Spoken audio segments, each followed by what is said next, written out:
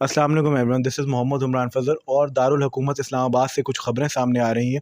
और ख़बर ये है कि सोमवार वाले दिन हुकूमत पाकिस्तान ने पार्लियामेंट का एक सेशन कॉल कर लिया और हुकूमत पाकिस्तान कुछ आइनी तरमीमें लाना चाह रही है।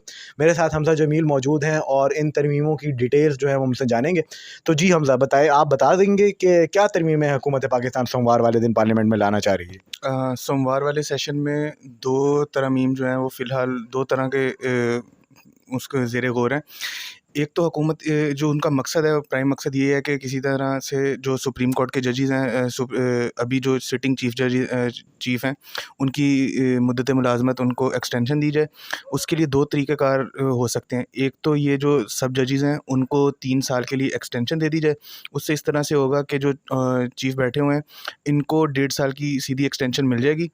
और एक जो दूसरा काम है वो ये हो सकता है कि जिस तरह से आर्मी चीफ़ अपॉइंट होता है, 4-5 नाम प्राइम मिनिस्टर के पास आते हैं और वो उनमें से सेलेक्ट करते हैं।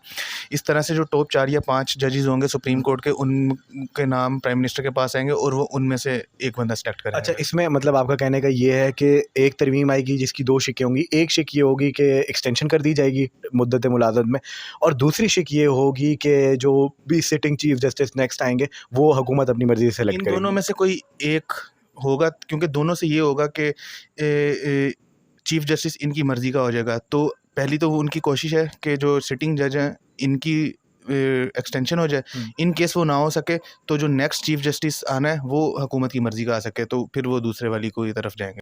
अच्छा, इसी के अंदर एक चीज़ मैं यहाँ पे ऐड करना चाहूँगा हमज़ा, वो ये है कि हुकूमत जो है वो एक और तरमीम भी कर रही है, that is related with reserve seats. जैसे कि रिज़र्व सीट अब से कुछ अर्सा पहले सुप्रीम कोर्ट ऑफ पाकिस्तान के एक फ़ैसले के तहत तरीके इंसाफ को वापसी मिल गई थी। हाँ। तो अब जो एक तरमीम आ रही है उसमें ये होगा कि अगर किसी पार्टी ने इलेक्शन से पहले अपने रिज़र्व कैंडिडेट्स का नाम नहीं बताया तो फिर उस पार्टी को रिज़र्व सीट्स नहीं मिलेंगी, और जो ये रिज़र्व सीट्स हैं ये वापसी हुकूमत को मिल जाएँगी और हुकूमत की 2/3 मेजॉरिटी से ऊपर निकल जाएगी। अच्छा, अब हमज़ा एक और सवाल आपसे ये है इस कि पे मैं एक चीज़ ऐड करना चाहूँगा। इस पे ये था कि जो अभी ऑलरेडी सीट सुप्रीम कोर्ट ने दी हुई है ना, इस पे काज़ी साहब ने गवर्नमेंट को ग्रीन सिग्नल दिया कि आप लॉज़ में अमेंड करके जो सुप्रीम कोर्ट का फ़ैसला है उसको चेंज कर सकते हैं। तो इस तरह की कोई गवर्नमेंट कोशिश कर सकती है।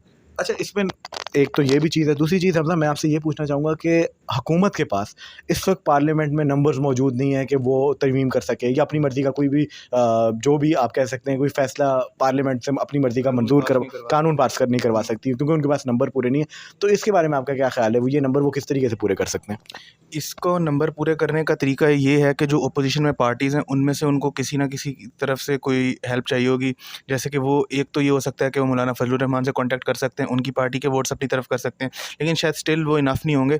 तो एट द एंड इनको कुछ ना कुछ करके थोड़े बहुत पीटीआई के मेंबर्स को तोड़ना पड़ेगा, उनको अपनी तरफ करना पड़ेगा, फिर ही जाके ये पॉसिबल है। अच्छा, इस पे तो 63 ए मौजूद है और सुप्रीम कोर्ट का एक फ़ैसला भी मौजूद है कि कोई भी पार्टी जो है या पार्टी के जो भी मेंबर्स हैं असेंबली के अंदर, वो पार्टी का जो पार्लियामेंट्री हेड है उसकी उसके बात की खिलाफ वर्जी नहीं कर सकते। अगर उसने कह दिया कि आपने इस बंदे को वोट देना तो उसी को वोट देना है। तो अगर वो खिलाफ वर्जी करेंगे तो वो नाअहल हो जाएंगे। इधर कैसे वो फिर जाके पार्टी के खिलाफ फैसला? हाँ।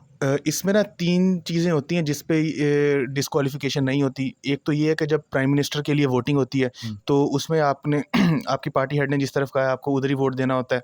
दूसरा होता है बजट के लिए, बजट में में भी सेम जहाँ आपको इंस्ट्रक्शन होती हैं वहीं आपको वोट देना होता है। तीसरा फिर होता है जब वोट ऑफ नो कॉन्फिडेंस होता है। तो ये 3 चीज़ें हैं जो आईन ने क्लियर कही हुई हैं कि वहाँ है। बाकी इसके अलावा कॉन्स्टिट्यूशन अमेंडमेंट के लिए डिस्क्वालिफ़िकेशन होती है कि नहीं होती, ये अभी तक अनक्लियर है, तो इस पे वो देखते हैं गवर्नमेंट क्या करती है इसका। अच्छा, इस पे बेशक अनक्लियर हो, लेकिन हमने देखा साल 2022 में जब पीटीआई के जो मुनर्रिफ़ फ़रीक़ीन थे वो अलग हो गए और उन्होंने कहा जी हम पार्टी के ख़िलाफ़ वोट डालेंगे, और डाला भी सही। पंजाब असेंबली में जब परवेज़ इलाही साहब का इलेक्शन हो रहा था तो उन्होंने उनके अगेंस्ट जाके वोट डाला, हमज़ा शहबाज साहब को। लेकिन वो फिर नाअहल भी हुए, और उसके बाद भी हम एक चीज़ देख रहे हैं कि बहुत सारे ऐसे लोग जो पार्टी के ख़िलाफ़ गए थे, जिसमें राजा रियाज़ शामिल थे, वो इतने गैर मकबूल हो गए अवाम में कि वो इलेक्शन तक नहीं लड़ सके। तो आपको क्या लगता है कि अगर अब पार्टी के कुछ मेंबर्स पार्टी के ख़िलाफ़ जाते हैं तो आने वाले सालों में वो अवाम को कैसे फेस करेंगे?